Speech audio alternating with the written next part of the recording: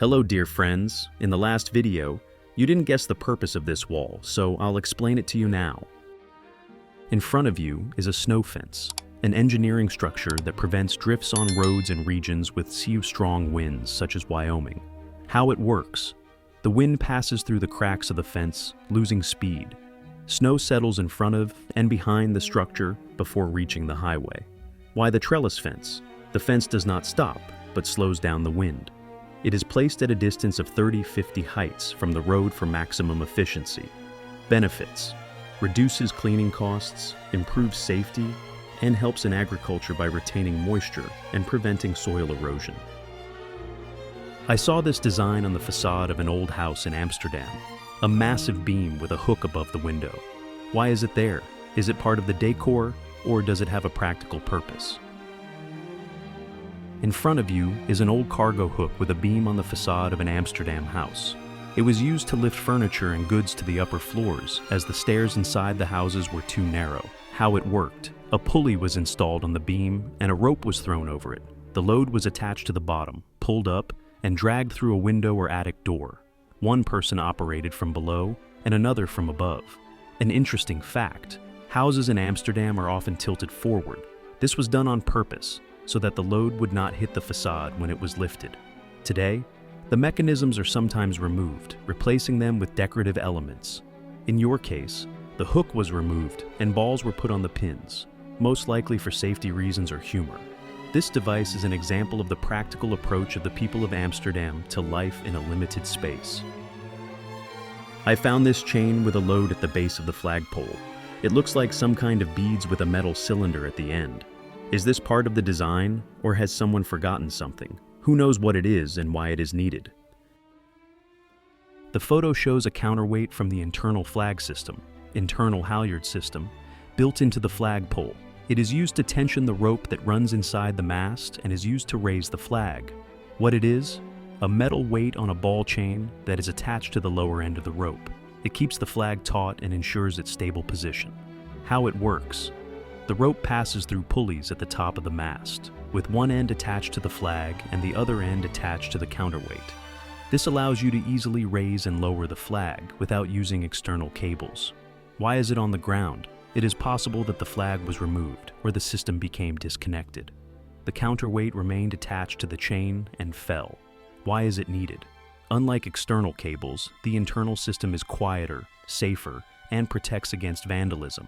This is not debris, but rather a part of the engineering design that ensures the smooth and reliable operation of the flagpole. I came across these strange metal pieces that are screwed to the concrete edge of the sidewalk. They are spaced at equal intervals. What are these pieces and why are they being placed? The photo shows anti-skate attachments, skate deterrents, metal elements installed on curbs, benches, and railings to prevent skateboarders from performing tricks. Why are they needed? They prevent damage to surfaces from sliding and protect pedestrians from injuries. How they work: they are placed at intervals, creating obstacles. The skateboard stumbles and cannot move in a straight line. An interesting fact: this is part of the hostile architecture, measures that limit behavior in the urban environment. Such elements are often criticized for excessive rigidity. These nozzles are not decorations, but a well-thought-out protection of urban infrastructure from destruction. I found this strange, heavy object with a hook. It looks like a weight, shaped like a duck or a fish, made of metal and quite massive. Does anyone know what it is and what it was used for? In the photo, you can see rail weights or duck weights, which are weights used in traditional shipbuilding to create smooth lines on the hull of a ship. What are they? These are metal weights with hooks that hold a flexible rail in a curved position on a drawing. They help to accurately define the curvature of the hull. The rail is placed along the desired trajectory, held in place by the weights, and then the resulting line is traced with a pencil. Why they are needed? They allow you to draw perfect contours manually, without distortion. They are still used in manual design and restoration. The shape of the duck makes the cargo stable and comfortable. It is a classic tool of engineering prowess before the digital age. I found this wooden thing with a ball on the end. It's heavy and carved from a single piece. Is it a weapon or something else? The photo shows a traditional club of the Iroquois and other peoples of Northeast America, known as a war club. This is a combat weapon with a spherical head, carved from a solid piece of hardwood, usually maple or hickory. Purpose: used in the 17th and 19th centuries for powerful blows in close combat, against enemies from other tribes and European colonizers. The heavy knob part delivered crushing blows, often decorated with feathers, fur, carvings, or inlays, sometimes adorned with sharp stone or bone inserts. It was not only a weapon, but also a symbol of a warrior's status, strength, and personal history. Today, these clubs are preserved in museums as ethnographic artifacts. It is not just a wooden stick, it is a part of the warrior culture and traditional craftsmanship of indigenous peoples. What's that little box attached to the back of the car? I saw it on the track. It looks like some kind of equipment, but what for?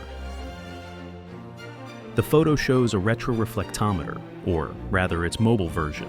This is a device that is installed on service vehicles to measure the reflectivity of road markings and signs. What is it? This device measures how well the light from the headlights is reflected back to the driver at night, or in cloudy weather. It assesses the visibility of markings and signs, which is crucial for road safety. How it works. It emits light towards the road markings. It measures how much light is reflected back. The data is saved and used to assess the condition of the markup. Markings that are too dim or blurred may not be noticeable at night. Such measurements help to update the markings on time and improve traffic safety. Interesting fact, these devices can operate at speed, right while driving, without interfering with the flow. They literally scan the road on the move. I saw a car on the highway with a strange box and a tube sticking out of the muffler. It looked like a mobile laboratory. Who knows what this device is and why it's needed? The photo shows a camouflage prototype car undergoing road tests. The strange attachments on the muffler are not decorative modifications, but rather special adapters for connecting the exhaust system to analysis devices. These adapters are used to collect exhaust gases, which are then transferred through hoses to a mobile laboratory or stationary equipment. What happens? 1. The car is tested on the road or on a dynamometer. 2. Exhaust gases are not released into the atmosphere, but are directed to measuring equipment through flexible hoses. 3. This allows for the measurement of emissions under real-world conditions, which is important for environmental standards. Why camouflage? The car has not yet been released to the market. The manufacturer covers the body with a special film with a contrasting pattern to make it difficult to assess the body lines and small details, especially in spy photos. This is known as automotive camouflage and is often used during the prototyping stages. Why is this happening? These tests are conducted before a new model is released to check compliance with environmental regulations, such as EPA or Euro 6, calibrate the engine and injection system, ensure reliability and compliance with certification standards. This is a normal part of automotive production, but it can be quite confusing in a parking lot. I found some strange carved hooks on the wall of an old house. It looks like something was inserted there. Does anyone know what it was for? The photo shows an old spit rack that was used in 18th and 19th century kitchens. These hooks were attached above a fireplace or hearth and served as a support for a spit, a metal rod used to roast meat over an open flame. How did it work? The spit was placed on two opposing rows of hooks. The position of the spit could be adjusted to control the level of doneness. There was often a mechanical drive nearby, such as a weight and a pulley that smoothly rotated the spit without human intervention. These racks were a part of the household mechanics of the past, when even the kitchen was a field of engineering solutions. Today, such details can only be found in museums or very old houses. Found this thing: brass handle, sharp pin on the bottom, hook on the side, hollow inside, maybe for matches. What is it and what was it used for? This is a miner's candlestick, or cantlestick, a simple yet vital tool used by miners in the 19th and early 20th centuries before the advent of safety lamps. It consisted of a brass body, often containing matches. At the bottom, there was a sharp metal spike for piercing wooden beams or cracks in stone. On the side, there was a hook for hanging the candlestick on a belt, helmet, or nail. At the top, a regular candle was placed, providing the only source of light in the dark mine workings. Despite their simplicity, these devices were dangerous. Open flames in the presence of methane often led to explosions. Over time, they were replaced by Davy lamps with a protective grid. However, the candlestick itself remains a symbol of that era, a silent witness to the hard and risky work done underground.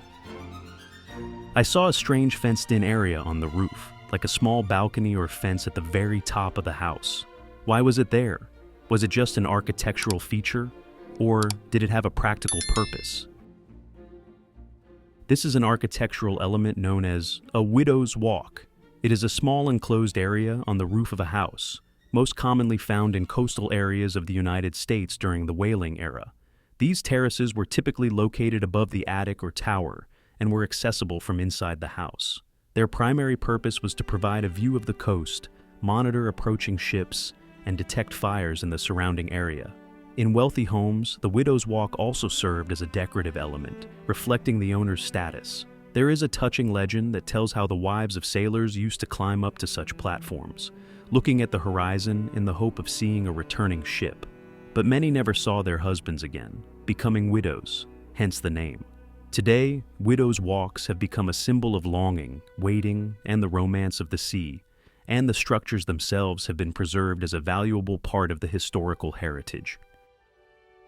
I found this wooden board with metal lines on it. It looks old and is clearly used for something on a table. What is it? Is it a game? Is it a musical instrument? Or is it something else? In front of you is a game board for a traditional British pub game called Shove Halfpenny, Push a Halfpenny. This game appeared in the UK in the 19th century, and for a long time became an integral part of the atmosphere of English pubs. The board is made of wood and is divided into 9 horizontal beds, narrow sections between metal slats. The game is played with coins. Originally they were real halfpennies, hence the name. The player's task is to push the coin so that it stops completely between the 2 lines without touching them. Players take turns pushing the coins with the inside of their palm, trying to aim them accurately at the desired sections. Each coin that successfully lands in the bed earns a point. The player who reaches 3 points in each of the 9 sections first wins the game. Although the game may seem simple, it requires a delicate balance of force and precision. In an era before smartphones and televisions, it was a great way to pass the time with a beer and a game of chance with friends. Today, Shove Halfpenny has become a part of the cultural heritage of Old England. I found these strange plastic things with straps that look like spring-loaded sandals. Does anyone know what they are and why they are needed? Are they a toy? Are they a fitness device? The photo shows a toy from the 1990s called moon shoes or moon boots. These are miniature trampolines that fit over your shoes and create the feeling of jumping in a low-gravity environment. The platform is attached to rubber bands that stretch when you step on them and spring back when you push off. It turns your steps into jumps and your movement into an unstable but fun challenge. The first prototypes appeared in the 1950s, but moon shoes gained real popularity in the 1990s. They were even advertised as a way to exercise without leaving your home. It was not just a toy, but a real challenge for coordination, and an iconic part of a generation's childhood. Dear friends, my channel has the best videos on this topic. Subscribe and like them, it's very important to me. Thank you. I found these capsules with a metal lid and a spring inside. What are they even? The photo shows capsules from the so-called gas station pills, drugs that are sold at gas stations in the United States. These are usually brightly colored plastic capsules with metal lids that are supposed to enhance libido, endurance, or concentration. Often they contain uncertified mixtures, sometimes with additives similar to Viagra or stimulants. These products are not approved by the FDA, and their composition can be dangerous, especially when combined with alcohol or other medications.